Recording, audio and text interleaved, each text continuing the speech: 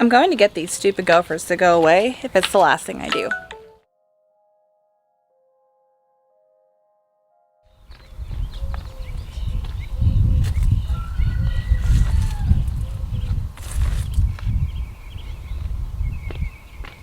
Hey, hi, hello everyone, welcome to TheCompoundZoo. Welcome if you are new. I am Becca. Welcome to the zoo. Today, we're gonna get rid of some gophers. And obviously not like right away, but I wanted to give you guys some tips and tricks that I found online, and we're gonna use all of these tricks, and then I'm gonna check back in.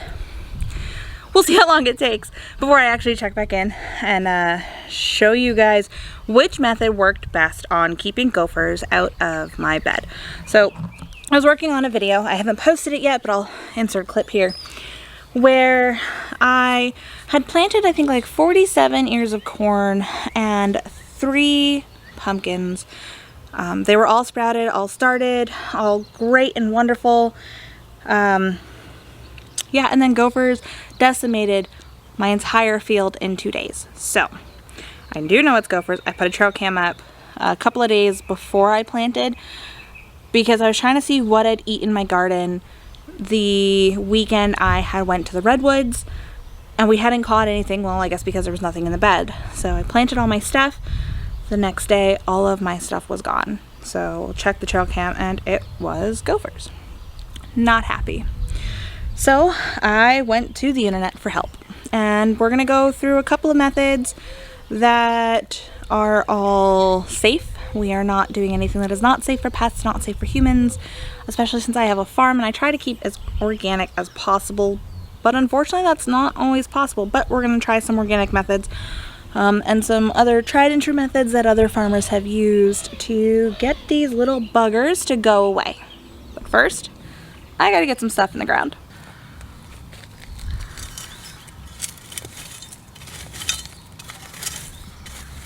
So the first method of keeping your plants safe is to use a Gopher Shield. I feel like I've said this time and time again, especially in like one of my last videos. I think I used these, might have been when we were planting in the orchard, but they basically just look like chainmail, but for your plants. They are a very thin mesh so that the roots don't get entangled in them when they are growing, so it still allows for them to grow, but it also keeps the gophers and the voles and any other underground varmint from eating your root ball. So what you want to do after you get your hole dug is you're going to place the mesh bag in the hole,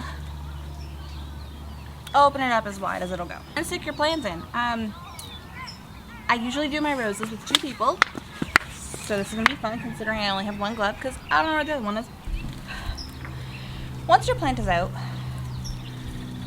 you kind of just want to dress it like it's going to war. You're putting a bunch of chainmail over it. And then that's it. Bury it, leave the little curled edge uncovered, and it'll do the rest.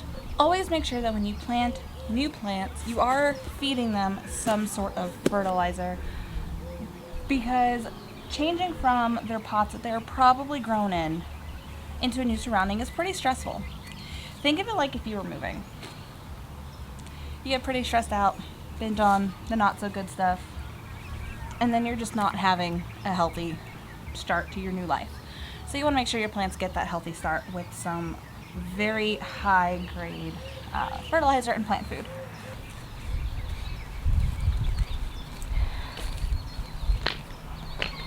So it looked like, at least to me starting out, that a gopher had just dug up under here, but upon closer inspection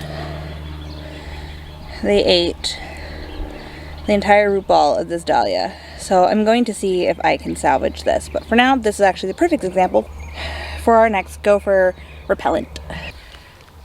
So this next way is probably the cheapest option, one of the cheapest options out of all of them, especially if your varmints are underground, and that is a simple bottle of peppermint essential oil and some cotton balls. So I get my essential oils off of Amazon, but you can go through one of your local distributors, or you can find at least peppermint even at Walmart. So what you're going to do is you're just going to soak the cotton ball in peppermint oil and drop it down the hole, because they do not like the smell of peppermint, and it's really not going to hurt your plants, and it's not going to hurt any other wildlife. It's just, they just don't like the smell. All right, now we're gonna drop it into this hole.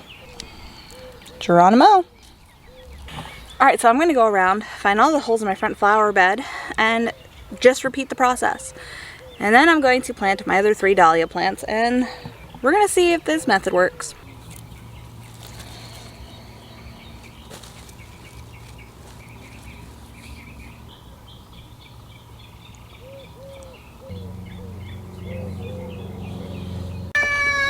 So another way to keep voles and moles and rabbits and any pest that hears a high frequency out of your garden is the sonic sound vibration thing. Because we have chickens, I don't want the vibrations to mess with our chickens, so we opted for the ones that go underground.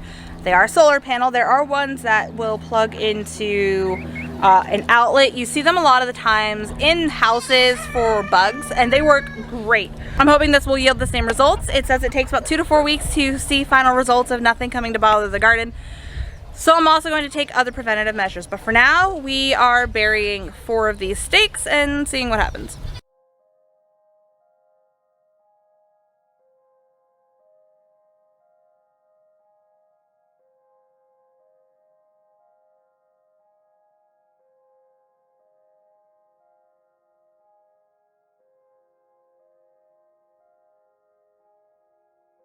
So while Shiloh finishes putting in those ground stakes, we are going to also do another method of keeping moles and voles and other things out of the garden. So it says that gophers don't like marigolds, so I'm going to try my hand and plant marigolds around my garden bed. I didn't get very many of them, so we'll see what happens. And then I also have a few other tricks to do as well. Another way to keep pests out of your garden is to use chemicals. This is actually a pet and people safe chemical. It's all natural ingredients. This is Repels All Animal Repellent Granules by Bonide.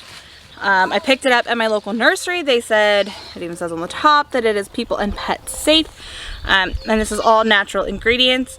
It has whole egg solids, cloves, garlic oil, clays, DE, fish meal, fish oil, limestone, and all that sort of stuff, as well as some essential oils to keep things from chomping on your garden. Now, if you don't have this at your local nursery, or you can't find it anywhere and you really don't want to order from Amazon, there is a DIY spray that you guys can make as well, and that sprays on your plants, whereas the granules go in the dirt. So this DIY spray is real simple, and honestly, you probably already have all the ingredients in your house. So what you're gonna need is you're going to need an empty milk jug, or in my case, I use a 2-liter bottle. If you are doing the 2-liter bottle, you're just gonna cut all the ingredients in half.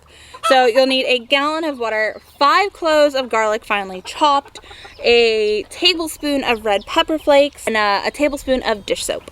And this is what it's gonna end up looking like. So you have to let it sit in the sun for a minimum of 24 hours. So I made this yesterday, and it's been sitting in the sun all day yesterday and all day today. It's really late today, so it's been basically out in the sun for 2 days. But it looks really gross, but essentially it's just a pepper spray.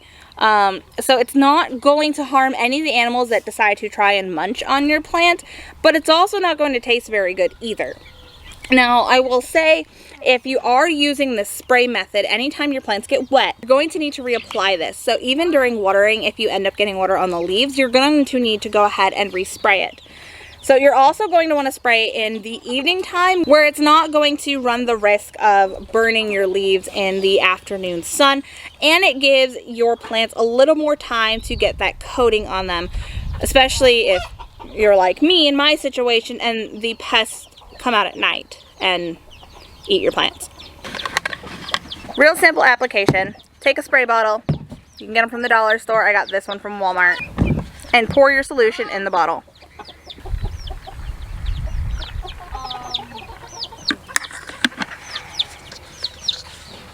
Give it a good shake. And go get spraying.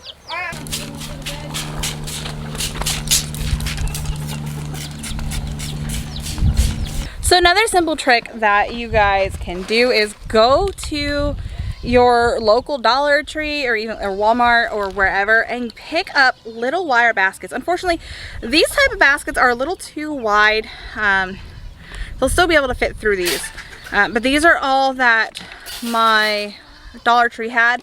So I'm hoping that it's more of just a deterrent than it is anything else.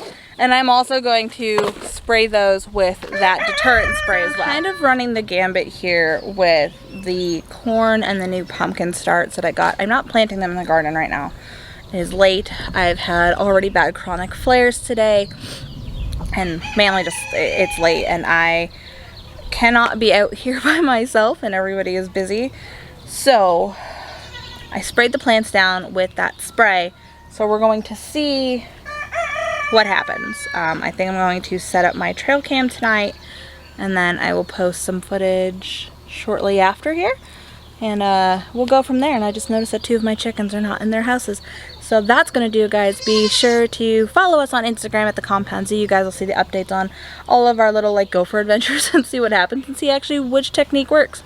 Be sure to hit the thumbs up button, subscribe, and leave a comment down below. And be sure to stay tuned because I will be doing an update to this to see exactly which method worked the best. I'll see you guys next time. Bye, guys.